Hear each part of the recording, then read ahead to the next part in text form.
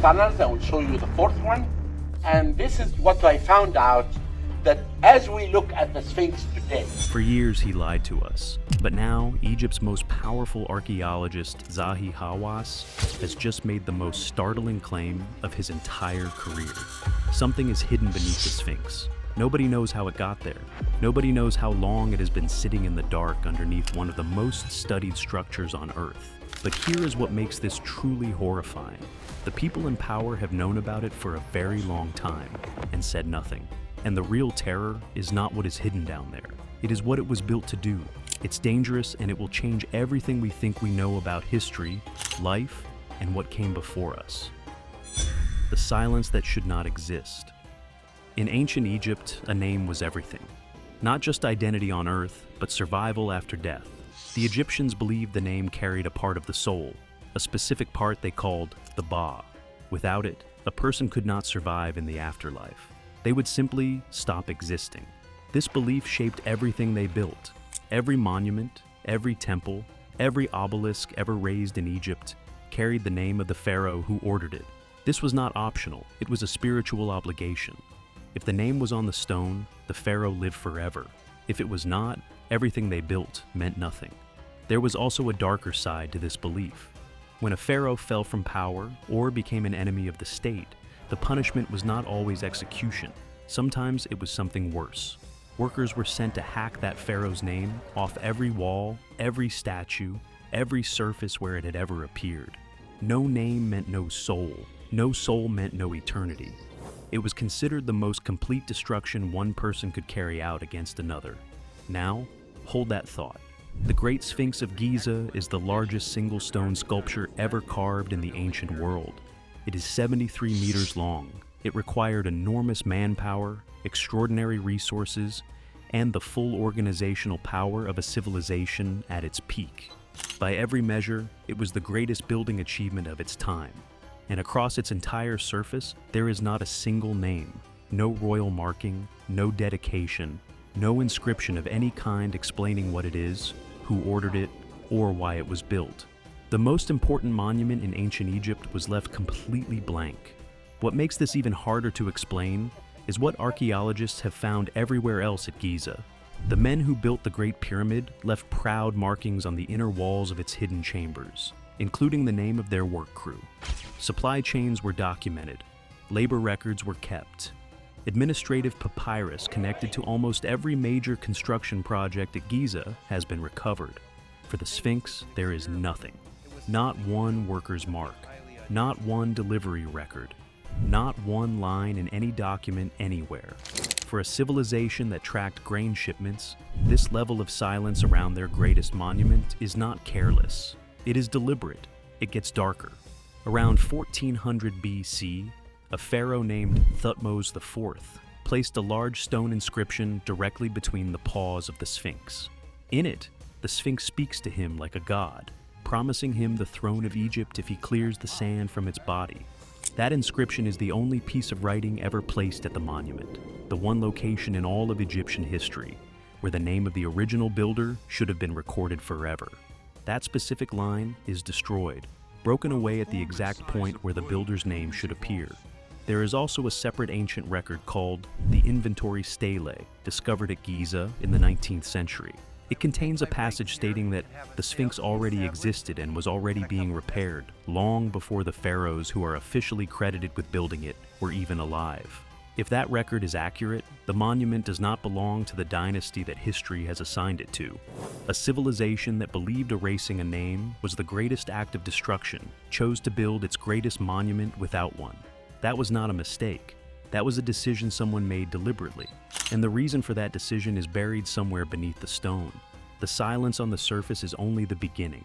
Because when you stop looking at what was written on the stone and start looking at how the stone itself was built, the concealment goes much deeper. The monument built to face down. Every monument ancient Egypt ever built was designed to be seen. Obelisks rose above the skyline. Temple statues stood on elevated platforms. The pyramids could be spotted from enormous distances.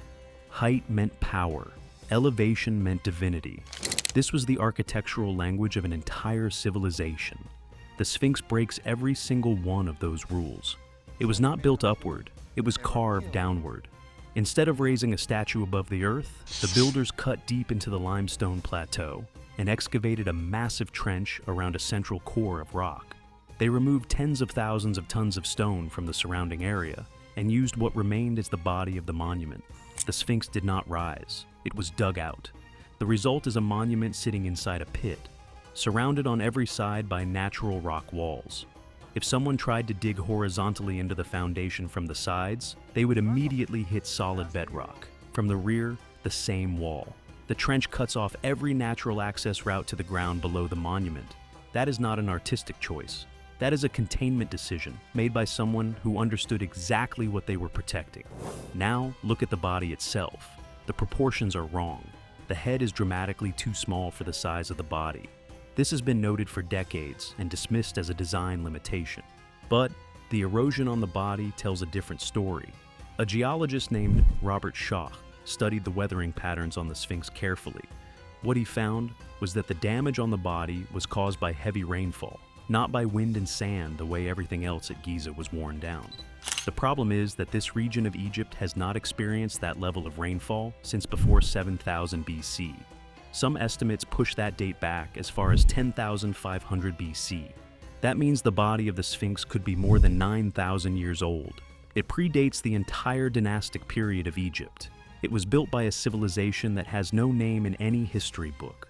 The head is a different matter. It shows far less weathering than the body, which means it was carved much later. Specialists who have studied the proportions of the face have noted that it does not match known portraits of the pharaoh officially credited with building the Sphinx. The current face appears to have been carved over an older, larger original. Given the lion body beneath it, that original may have been a lion's head.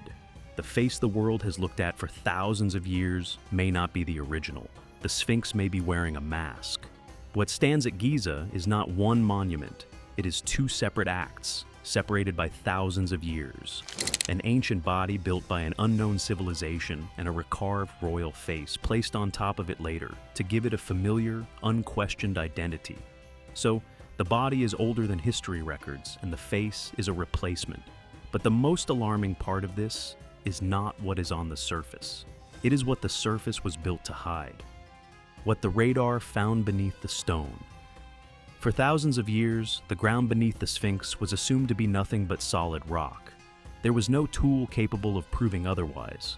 Then, in the late 1980s and early 1990s, engineers and geophysicists brought a piece of equipment to Giza that changed everything. It was called ground-penetrating radar. The way it works is simple. The device sends energy waves down into the earth. When those waves hit solid material, they pass through.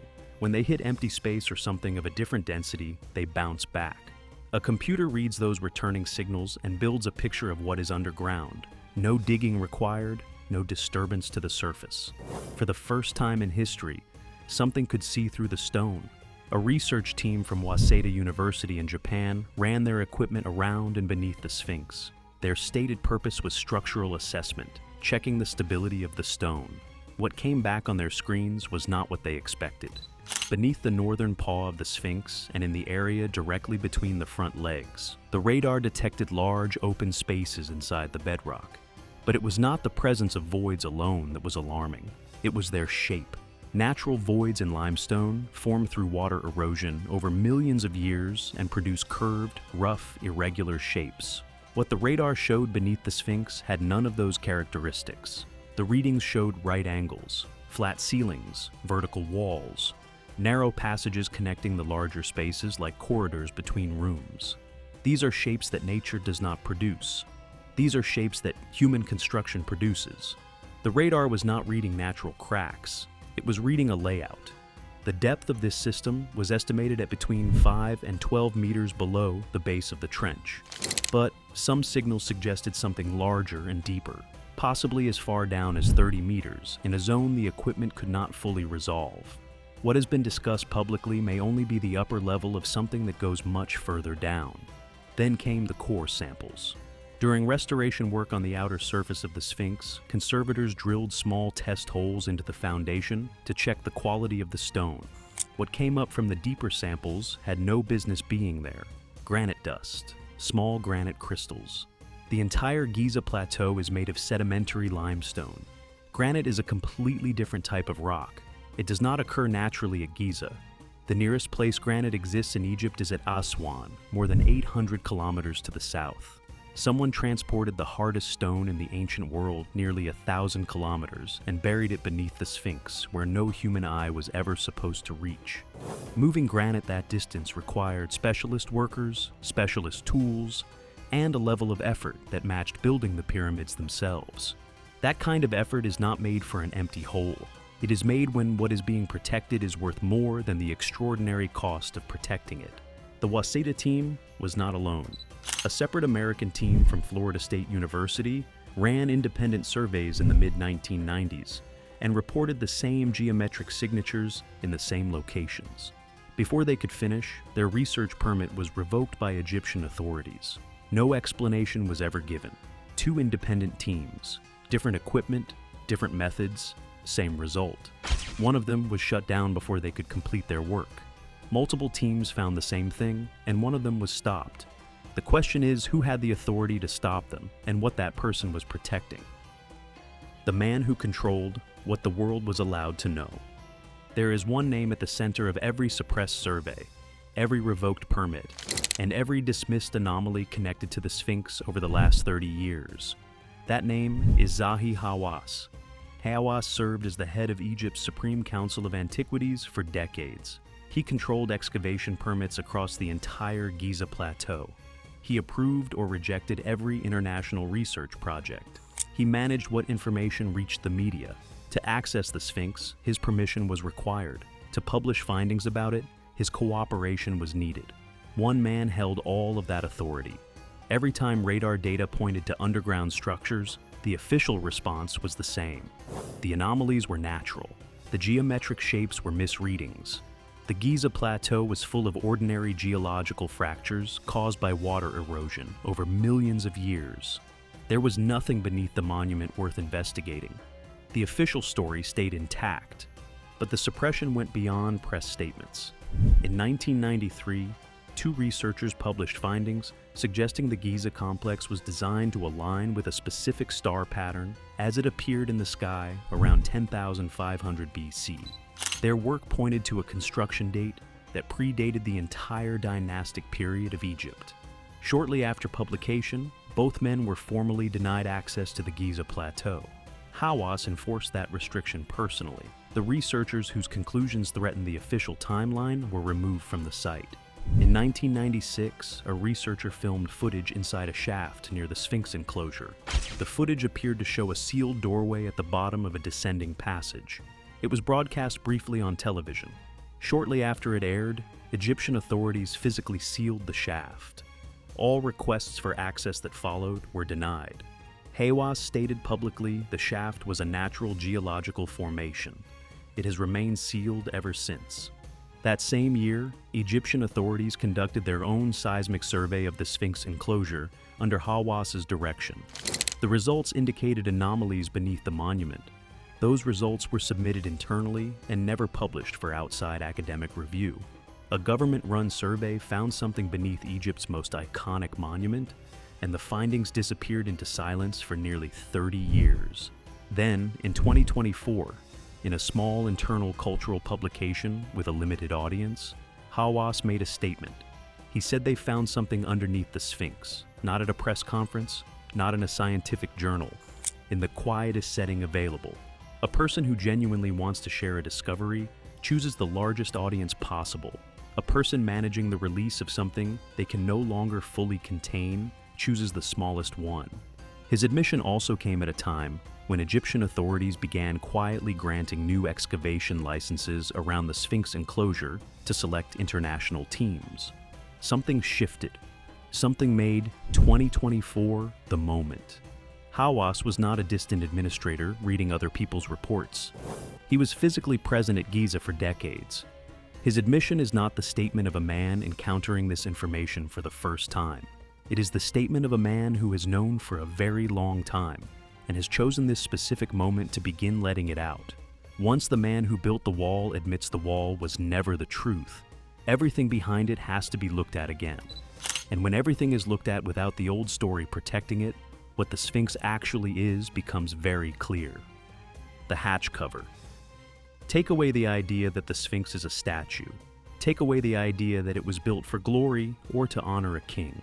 Look only at what is physically there. When that assumption is removed, something becomes impossible to ignore. Every element of this monument was designed to keep something sealed beneath it. Start with the trench. The builders did not raise a structure above the earth. They cut downward into the plateau, removing tens of thousands of tons of surrounding rock, until natural limestone walls rose on every side of the central core. Those walls do not frame a monument, they seal one. There is no angle from which anyone could tunnel sideways into the foundation without immediately hitting solid bedrock. The trench was not a quarrying decision, it was a perimeter. Then consider what sits above that sealed ground. The Sphinx weighs an estimated 70,000 tons. That number has always been presented as a measure of ambition. It is not. 70,000 tons of unbroken limestone pressing down on a sealed underground space is a lock that uses gravity as its mechanism. No tomb robber, no army, no explorer in all of recorded history could have opened what lies beneath through ordinary means. The weight was the point. Then the silence, the missing name, the absent records. These are not the result of neglect. A name carved on a sealing device invites curiosity. Curiosity is what a concealment system cannot survive. The blank surface was a feature, not an oversight. Then the face. Giving the stone a sacred royal identity meant that anyone who approached it did so with reverence, not suspicion. In Egyptian belief, damaging a divine statue carried consequences that followed a person into the afterlife. No tomb robber in history attempts to dismantle a god. That belief cost nothing to maintain, and it held for thousands of years. It was the cheapest and most effective barrier ever constructed, and beneath all of it, the granite. The nearest granite in Egypt sits at Aswan, more than 800 kilometers south. Someone transported it to Giza and buried it at depth, where no human eye was ever supposed to reach. Granite does not crack easily. It does not erode quickly. It is the material chosen when something needs to last not for centuries, but for an indefinite span of time. Whatever space that granite lines was built to survive everything that came after it. Modern engineering analysis has reached one specific conclusion about all of this. The only way to access what lies beneath the Sphinx without destroying the monument above it is through a vertical shaft built into the system from the very beginning by the original builders. If that shaft exists and has already been located, whoever controls access to it holds the most significant archaeological threshold in human history. Given everything known about how this site has been managed for the past 30 years, that is not a comfortable thought. The Sphinx that the world has admired for thousands of years may never have been a monument. It may have been a cover, the most carefully constructed, most expensive, and most successfully maintained cover ever built by human hands, placed over something that someone decided must never be reached. The cover explains how it was hidden, but there is one question the architecture alone cannot answer. What was worth hiding badly enough to build all of this? And the most unsettling part is that someone already wrote the answer down thousands of years ago. They already knew. Everything before this point treats what lies beneath the Sphinx as something modern technology uncovered. Radar that saw through the stone, core samples that found granite where it had no right to be. A reluctant admission from a man who spent 30 years saying there was nothing there. But the ancient Egyptians were already writing about it. Thousands of years before any radar equipment existed, Egyptian priests were recording descriptions of hidden chambers beneath the earth at Giza.